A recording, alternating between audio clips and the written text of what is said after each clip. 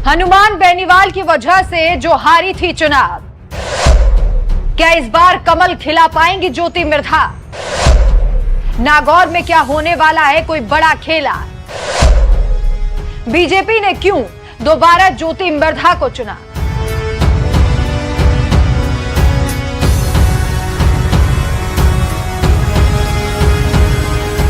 लोकसभा चुनावों के लिए जंग शुरू हो गई है। भले ही अभी तक तारीख सामने ना आई हो, लेकिन सभी पार्टियां युद्ध स्तर पर तैयारियां कर रही हैं। इस तैयारी के मद्देनजर बीजेपी ने तो अपने 195 उम्मीदवारों के नामों का ऐलान कर दिया है, जो इन लोकसभा चुनावों में कांग्रेस को चित्त करने के लिए हुंकार भरेंगे।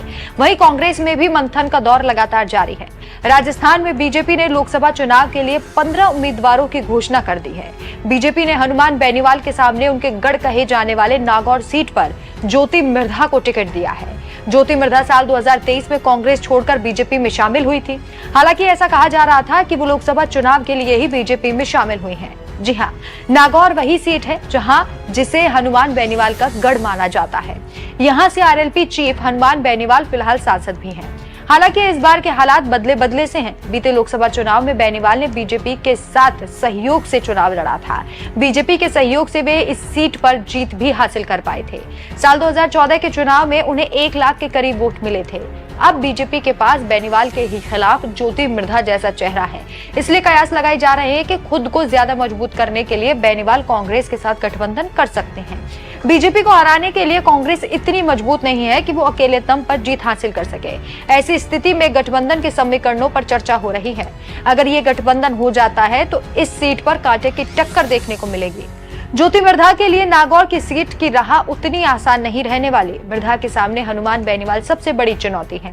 पिछले 2 चुनावों में बेनीवाल की वजह से मिर्धा की हार हुई है। साल 2014 में जब ज्योति मिर्धा कांग्रेस की तरफ से चुनावी मैदान में थी, उस समय बेनीवाल निर्दलीय उम्मीदवार थे, जबकि बीजेपी प्रत्याशी छोटू राम चौधरी चुनाव जीत गए थे।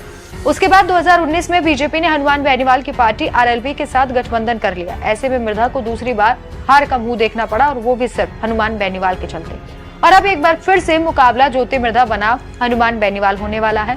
दोनों जाटों के बड़े नेता हैं। और अब आपको बीजेपी प्रत्याशी ज्योति मिर्धा के बारे में बताते हैं, जो हनुमान बेनीवाल को टक्कर देने वाली हैं। ज्योति मिर्धा नाथूराम मिर्धा की पोती है। नाथूराम मिर्धा परिवार का जाटलैंड में बड़ा असर है। ज्योति मिर्धा कांग्रेस के टिकट से नागौर 2009 में लोकसभा सांसद रह चुकी हैं, लेकिन उसके बाद उन्हें लगातार हार का सामना करना पड़ा। इस बार ज्योति मिर्धा बीजेपी की तरफ से नागौर सीट से प्रत्याशी के रूप में चुनाव लड़ रही हैं। डॉक्टर ज्योति मिर्धा की राह इस बार भी आसान नहीं होगी। लोकसभा चुनाव भले ही मोदी के चेहरे पर लड़ा जा रहा है, लेकिन स्थानीय स्तर पर डॉक्टर ज्योति मिर्धा का प्रभाव पहले जितना नहीं रहा। 2 लोकसभा चुनाव हारने के बाद पिछले दिनों भाजपा में शामिल होकर नागौर सीट से विधानसभा चुनाव भी लड़ा। इस चुनाव में भी ज्योति मिर्धा को हार का सामना करना पड़ा। विधानसभा चुनाव में नागौर सीट से डॉक्टर ज्योति मिर्धा के सामने उनके चाचा हरेंद्र मिर्धा कांग्रेस के प्रत्याशी थे, जिन्होंने ज्योति मिर्धा को हराते हुए जीत दर्ज की। लेकिन इस बार देखना होगा कि ज्योति मिर्धा की जीत होती है या फिर हार, क्योंकि इस बार फिर से मुकाबला इस लोकसभा सीट पर हनुमान बेनीवाल वर्सेस ज्योति मिर्धा होने वाला है। और दोनों ही जाटों के बड़े नेता हैं। दोनों के पास ही जाट वोट बैंक बटा हुआ नजर आ रहा है। लेकिन आपको क्या लगता है कि इस बार कौन बाजी मारेगा? क्या बाजी पलटेगी या फिर एक बार फिर से हनुमान बेनीवाल ही सांसद बनेंगे? हमें अपनी राय कमेंट कर जरूर बताएं। नमस्कार।